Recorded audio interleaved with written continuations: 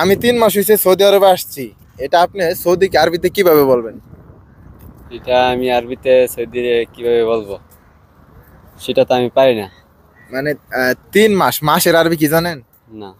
আপনি কতদিন হয়েছে সৌদি আরব আসছেন? 5 মাস। 5 মাসে কি আপনি টুকিটাকি একটু আরবি পারেন না?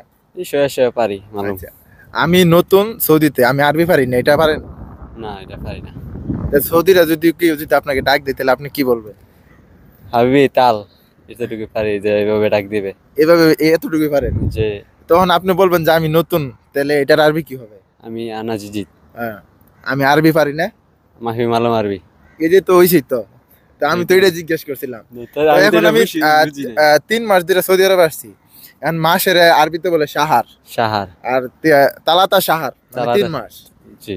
ঠিক আছে। জি। ওকে, আপনার বাড়ি কোথায়? ব্রাহ্মণবাড়িয়া। ব্রাহ্মণবাড়িয়া। যাই, ধন্যবাদ।